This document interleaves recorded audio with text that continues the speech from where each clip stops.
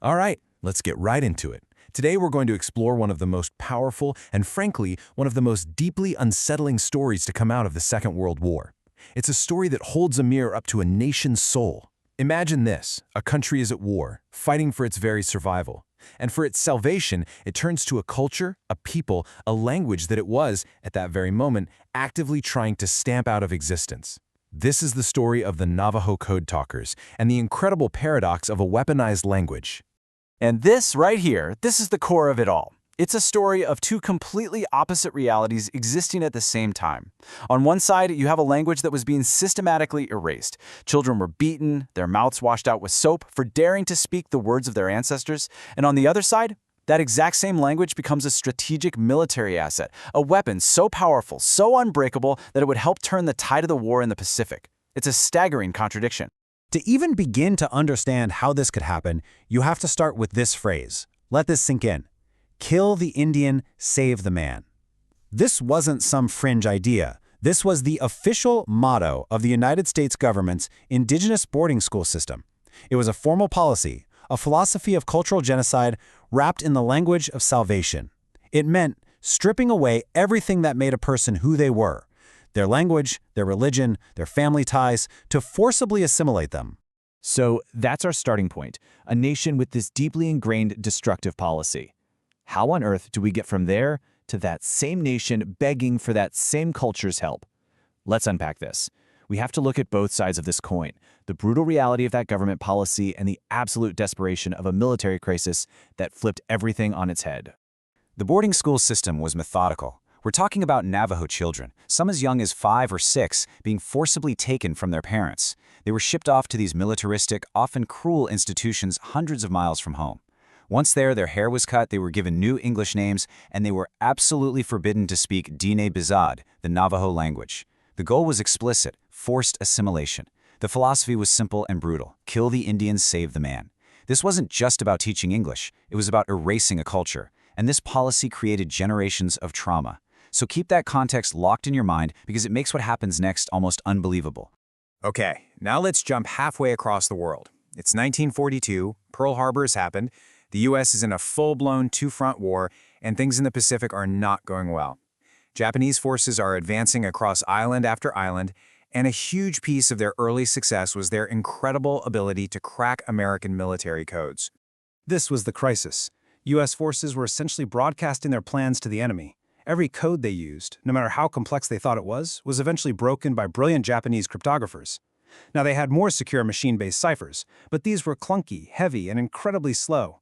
They were fine for sending strategic messages from Washington, but in the chaos of an amphibious assault on a beach under enemy fire, you don't have time to wait. You need communication that is both unbreakable and instantaneous. The military was desperate for something totally new, something outside the box. And the solution came from the one place no one could have predicted. The idea was brought forth by Philip Johnston, a man who wasn't Navajo but had grown up on the reservation and knew the language. He proposed using the Navajo language itself as the basis for a new code.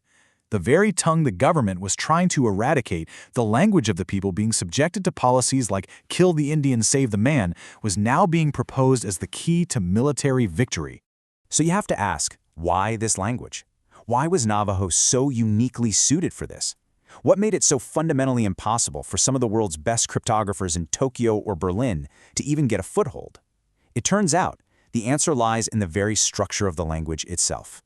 First off, Navajo is what linguists call a polysynthetic language. Now that's a fancy term, but the idea is actually pretty straightforward. In a language like English, we string words together to make a sentence. I am going to give it to him. In Navajo, you can often pack all of that information, the subject, the object, the verb, the direction, the tense, into one single, long, incredibly complex word. It's a language of unbelievable density and efficiency, and to an outsider, it's just a wall of sound. And if you want a number to really understand that complexity, look at this. The Navajo verb for to go. In English, you've got a few forms, right? Go, goes, went, going, gone. That's about it. In Navajo, depending on the subject, the object, the speed, the manner, there are over 356,000 different ways to conjugate that one single verb. 356,000. You can't just memorize that from a book. You have to be immersed in it from birth. There's no Rosetta Stone for that. But it doesn't stop there. Navajo is also a tonal language. The same word spoken with a high pitch can mean something completely different than when it's spoken with a low pitch. It has sounds, these sharp, glottalized stops that are completely alien to anyone who grew up speaking Japanese, German, or English. And crucially, back in 1942, it was almost entirely an oral language. There was no standardized alphabet, no grammar books, no dictionaries for the enemy to steal. The only place the code book existed was in the minds of the Navajo people.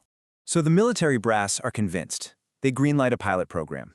And now, these young Navajo men, many of whom had literally just come from those government boarding schools, are brought to Camp Pendleton. And they're faced with an incredible challenge.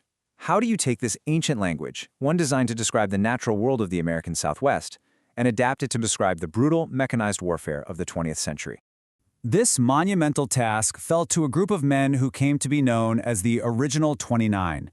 These were the pioneers. They were put in a room and told to create a code that would save the country. And in just a matter of weeks, working day and night, they did it. They built an entire military lexicon, a dual-layer system of communication that was brilliant, fast, and completely secure. And their ingenuity was just incredible. Look at these examples. They didn't just create new words. They used what their language already had. They used metaphor. A fighter plane, fast and agile, became da-hee-hee-hee, a hummingbird. A submarine moving silently beneath the waves, bir-shlo, an iron fish. A tank, slow, armored, crawling across the land, became che-da-ga-hee, an iron turtle. It was poetic, it was logical, and to an enemy listening in, it was absolute gibberish. So, the code is built. The men are trained.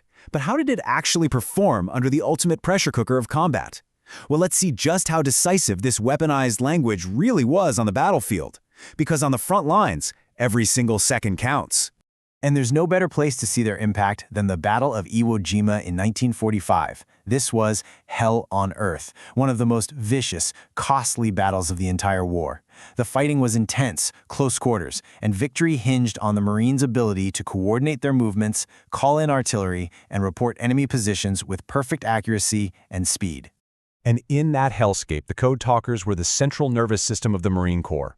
In just the first 48 hours of the invasion, 6 Navajo Code Talkers, working around the clock under constant fire, sent and received over 800 messages.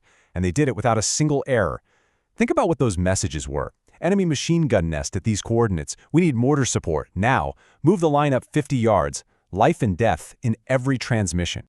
And this is the number that really shows their game-changing value.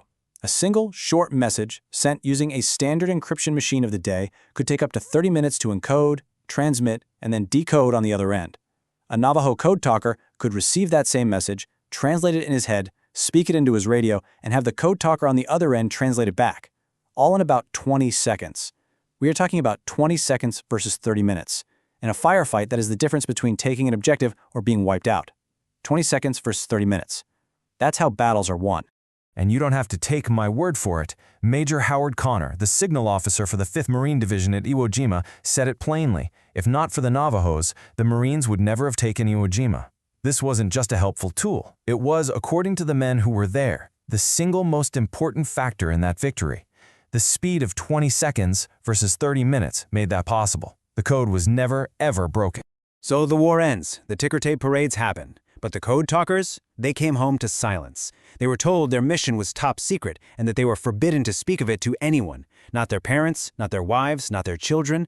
The weapon they had given the country was so valuable it had to be kept secret for potential future wars. So the men who had been pillars of the war effort returned home, often to the same discrimination they had left, with their greatest accomplishments locked away. Look at this timeline. It shows just how long this injustice lasted. For 23 years, their story was classified. An entire generation went by before they could even tell their families what they had done. It wasn't until 1968 that the program was finally declassified, and official recognition took even longer.